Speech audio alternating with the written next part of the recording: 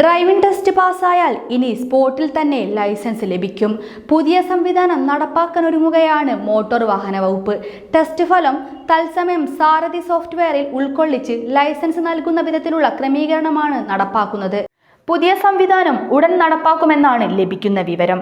ഇതിനായി മോട്ടോർ വാഹന വകുപ്പ് ഉദ്യോഗസ്ഥർക്ക് 294 ലാപ്ടോപ്പുകൾ വാങ്ങാൻ 1.5 കോടി രൂപ അനുവദിച്ചു. നിലവിൽ ടെസ്റ്റ് ഗ്രൗണ്ടുകളിൽ നിന്ന് വെഹിക്കിൾ ഇൻസ്പെക്ടർമാർ ഓഫീസിൽ എത്തിയ ശേഷമാണ് ലൈസൻസ് അനുവദിക്കുന്നത്. രാവിലെ ടെസ്റ്റ് നടന്നാലും ലൈസൻസ് വിതരണം വൈകും. പുതിയ സംവിധാനം വരുന്നതോടെ ടെസ്റ്റ് ഫലം ആ സമയത്ത് തന്നെ ഓൺലൈനിൽ ഉൾക്കൊള്ളിക്കും. ഇതോടെ ടെസ്റ്റ് പാസ്സാകുന്നവർക്ക് ഉടൻ തന്നെ ഡ്രൈവിംഗ് ലൈസൻസ് ഓൺലൈനിൽ എടുക്കാനാകും. മുൻകാലത്ത് ലൈസൻസ് പ്രിന്റ് ചെയ്ത് നൽകുന്നതിൽ മാസങ്ങളോളം കാലതാമസം വന്നിരുന്നു. ടെസ്റ്റ് പാസ്സായി മാസങ്ങൾ കഴിഞ്ഞായിരിക്കും ലൈസൻസ് കയ്യിൽ കിട്ടുക. ഈ കാലതാമസം ഒഴിവാക്കാനായിരുന്നു പിന്നീട് ഡിജിറ്റൽ പകർപ്പിലേക്ക് മാറ്റിയത്. കെ ഫയൽ ന്യൂസ് ഡെസ്കിൽ നിന്നും അനുശ്രീ രാമചന്ദ്രൻ.